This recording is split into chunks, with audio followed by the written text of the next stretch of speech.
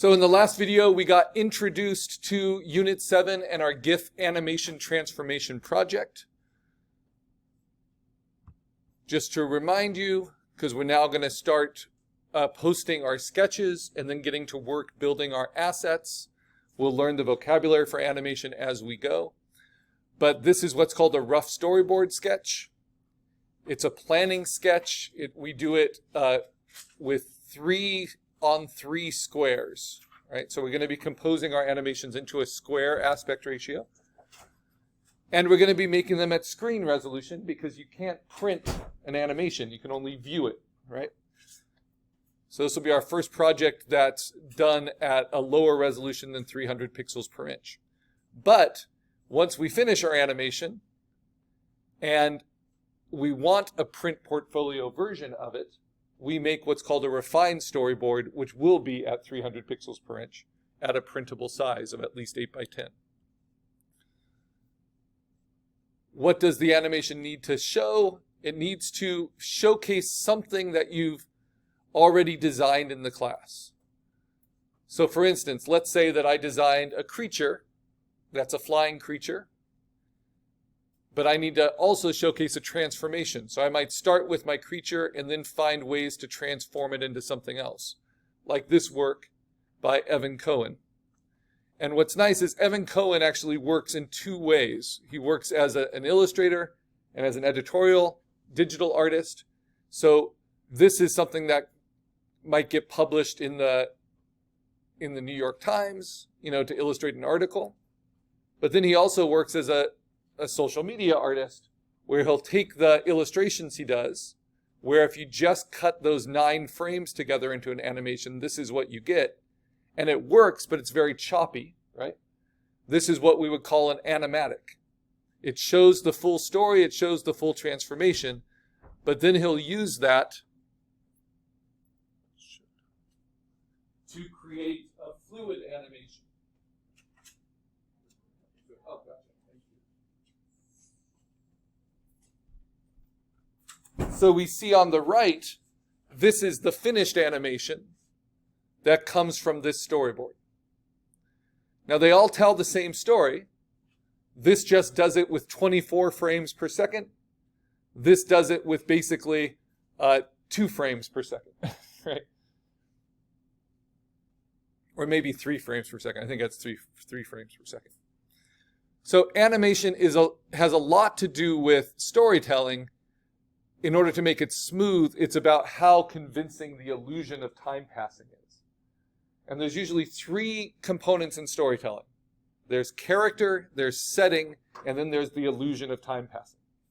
So both of these tell a story. All 3 of these tell a story. This one does it through sequential panels, where every time you cross over this gutter, and I want your storyboards to have gutters, not just to be a line, to have a space between your storyboard frames, because that allows you to make little notes. Every time you cross over that gutter, you're passing forward in time. These are very narrow gutters, so this means very quick timing, right? Like fractions of a second between the wings flapping and then folding up. And then when this gets turned into a full animation, the character, which is the bird that then transforms into the flower, is put on a setting. Notice how the setting also transforms. It just gives it a little bit more visual appeal, from being these colorful clouds to those clouds dissipating and turning into a blank background. Now, the storyboard sketch that you do is not binding. So for instance, he does this, it prints, but he sees that when he runs an animatic of it, that maybe with movement, because the other way to show illusion of time passing is to control the time that your viewer is looking at the image. That's what's called time-based media, and that's one of our student learning outcomes, right? So video or animation, you as the artist, as the creator, control how long the viewer gets to look at the thing, right? So in this case, it's 1/24 of a second before the next image comes, and then the next image, and then the next image. And so that gives a very believable illusion of time passing. It's like a flip book, This is less believable because it's only about 3 frames per second, right? But we still can kind of suspend the disbelief and get the story. But noticing that that background transitioning kind of distracted from the main transformation. In his clean animation, he just kept the background stable. And it becomes what's called a panning background of clouds, so that we really focus on that smooth transition. All right. So a lot of these feature transformations, right? These examples. But a transformation is more than just a movement. So here's a little test for you as you're doing your rough storyboard sketch, as you're thinking about how you're going to tell a story in a quick amount of time for a GIF animation. Which one of these 9 showcases transformation? Because not all of them do.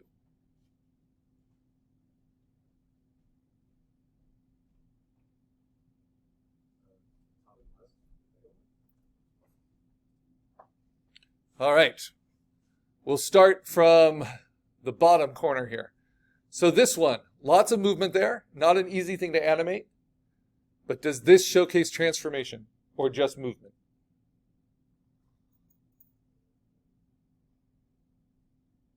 What do you think? Raise your hand if you think transformation. All right, good. Yeah, this is like if Wonder Woman spun around and then just ended up being Wonder Woman at the end, right? But if Wonder Woman turns around and then it's a different shape at the end, then that would be a transformation. So this has transition but no transformation. And you know a transformation because it changes state from beginning, middle to end. This has beginning, middle, but it has no end, right? It's beginning, middle, beginning, middle, beginning, middle. Does that make sense? What about this one? Raise your hand if you think transformation. All right. Yes, her hair changes, right? But her hair does not change state. Her hair doesn't change color. The haircut doesn't change, right? Her outfit doesn't change color. She doesn't catch fire, This is what's called a movement test. And it's just as difficult to animate as anything else, but it doesn't have that storytelling payoff of having a change of state from beginning, middle to end. Right. What about this one? We have a change in expression. It reveals the teeth. Now, if you're really, really technical about it, look at the eyes. Do the eyes transform or do they just move? They do a little transform, just a little bit, right? But that's a really subtle thing. The revealing of the teeth is not enough of a transformation, right? Because it's not a transformation. It's still the mouth. It's just showing us something that was there all along that we didn't see. But the eyes do change state, beginning, middle to end.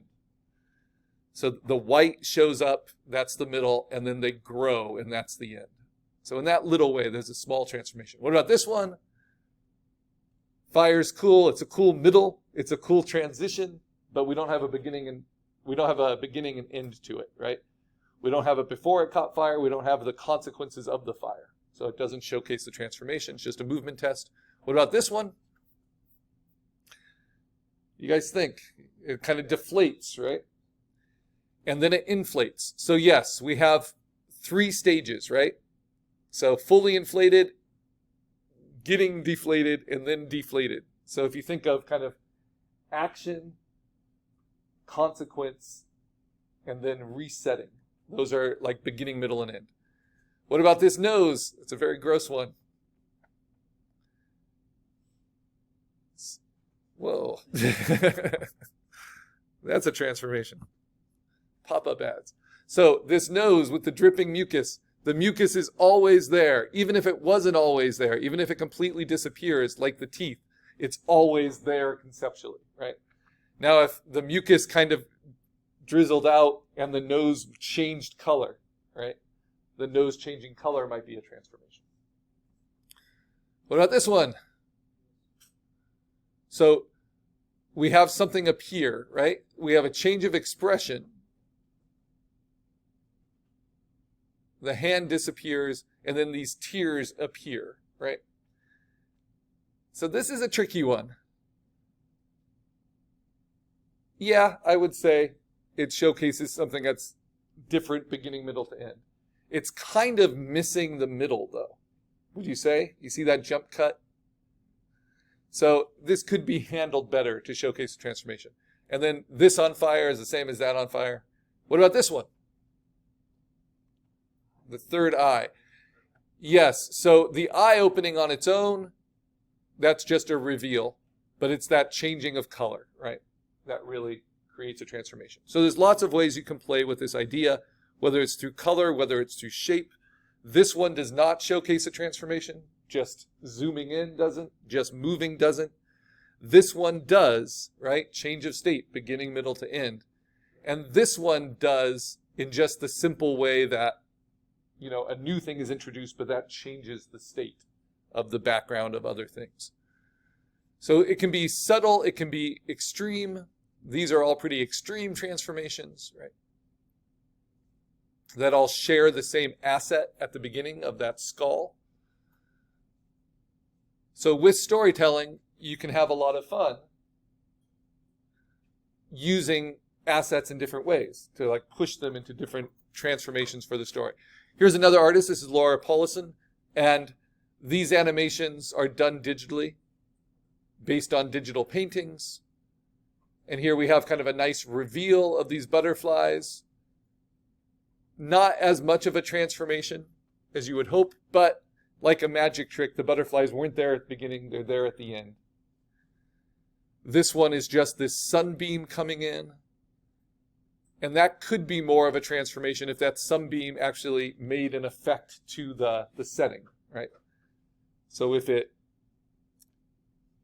was like sun and wind that blew off all the leaves on the tree, that would be a transformation. And then here we have flowers growing, and that's definitely a transformation where they didn't before. And then they kind of dissipate into these watercolor shapes and fly away. So lots of transformations going on in this one. So whether it's hard-edged, outlined, 3D, flat-shaped, or fully painted, right? We're looking at simple elements that we transform, all within one scene. So we're not changing settings. We're showing a transformation within one setting, one scene. So here's a past example. These are the 3 requirements we need to turn in. Our rough storyboard sketch. We're going to get that submitted today, right? But we want to feel pretty good about the plan. This is digitally drawn, so you can see it's pretty sloppy. The one thing I have a lot of difficulty doing through digitally drawing is writing, right? The drawing's not too hard, it's the writing. But this is taking an emoji that was done for exercise 2, right, in a past class, and then transforming it into another emoji, which I think I might do for this afternoon's class. So I know I want to start this way and end this way, from this dog into this cat, right? But then you have to think, well, how are you going to transition it? What is the action of that transformation? And so this dog is going to be like panting, and then getting really, really hot, and then spontaneously combusting. And then when that fire goes out, it reveals the kind of blackened Siamese cat. Right? So the rough storyboard sketch, just like any of our sketches, you can do it by hand, take a photograph, post it. Our animation, when we start building it, this is important. We're going to build it at screen resolution, which the minimum is 72 pixels per inch. But we're just going to keep it nice and round numbers. We're going to do 8 by 8 inch squares by 100 pixels per inch. And that's good enough for a high-def screen, right? And that allows you to do really up to almost 100 frames and still not have a very large file to put into Canvas. And then once our animation is done, this is smoother usually than what just 9 frames would give us. So then we pick the 9 frames that best tell the story from our animation to make a refined storyboard that's actually 30 by 40 inches at 100 pixels per inch, which is also the same as around 8 by 10 by 300 pixels per inch. So that becomes a print portfolio possibility. Now, I've talked about story, and I've talked a lot about it having 3 components, right? Having character, having setting and having the illusion of time passing. So what I